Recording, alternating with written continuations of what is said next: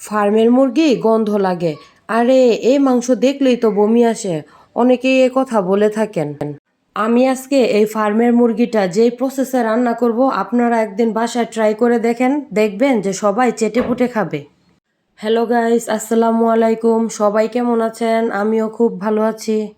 আজকে আমি আলু দিয়ে ফার্মের মুরগি বা ব্রয়লার মুরগি রান্না করব। আপনারাও বাসায় একদিন ট্রাই করবেন, আশা করছি নিরাশ হবেন না। তো চলেন মূল পর্বে আসা যাক। আমি মুরগির মাংস এবং আলুগুলোকে রেগুলার সাইজ থেকে একটু ছোট সাইজ করে কেটে নিয়েছি।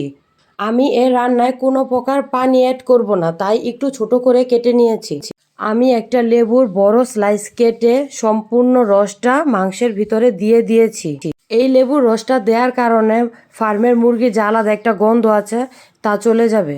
এরপরে আমি একে একে আদা বাটা, রসুন বাটা, হলুদের গুঁড়া, মরিচের গুঁড়া, গরম মশলা গুঁড়া, মাংসের মশলা, জিরা গুঁড়া, আলাদাভাবে একটু জয়ফল জয়ত্রী গুঁড়া আর লবণের দিয়ে আমি ভালোভাবে মাংসটা মাখিয়ে নেব।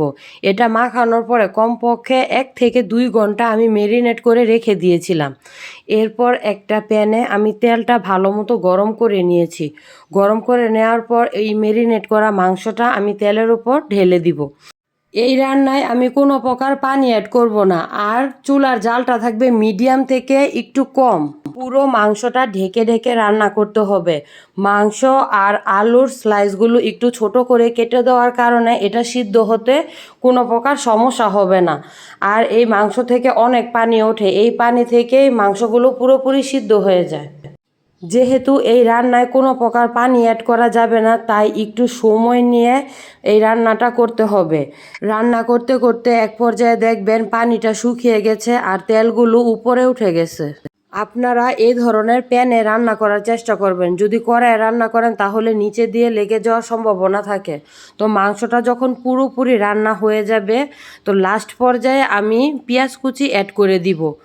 এই রান্নায় পেঁয়াজ কুচিটা শেষের দিকে অ্যাড করলে রান্নার স্বাদটা অনেক ভালো হয়। আর পেঁয়াজ কুচি দেওয়ার পরে আমি প্রায় 10 মিনিটের মতো এটাকে নেড়েচেড়ে রান্না করে নিব। আর 10 মিনিট পরে আমি নামিয়ে ফেলবো।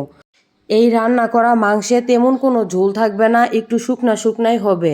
এই মাংসটা আপনারা রুটি, পরোটা বা গরম ভাতের সঙ্গে বা পোলাও যে কোনো কিছুর সঙ্গেই খুব ভালো লাগবে। আপনারা মাংস রান্নার ফাইনাল লুকটা দেখছেন, দেখতেই কতটা অসাধারণ লাগছে। একদিন বাসায় অন্তত ট্রাই করে দেখবেন, দেখবেন যে কীরকম হয়েছে। আর আপনার পরিবারের মানুষকে এভাবে রান্না করে খাওয়াবেন, দেখবেন যে যারা এই মুরগি কখনো খায় না তারাও চেটেপুটে খাবে। এতক্ষণ যারা ধৈর্য ধরে ভিডিওটা দেখেছেন সবাইকে অসংখ্য ধন্যবাদ। আর ভিডিওতে একটা লাইক, কমেন্ট আর শেয়ার করতে ভুলবেন না। আর যারা এখনও এই পেজে ফলো দেন নাই সবাই একটা ফলো দিয়ে দিবেন। সবাইকে অসংখ্য ধন্যবাদ।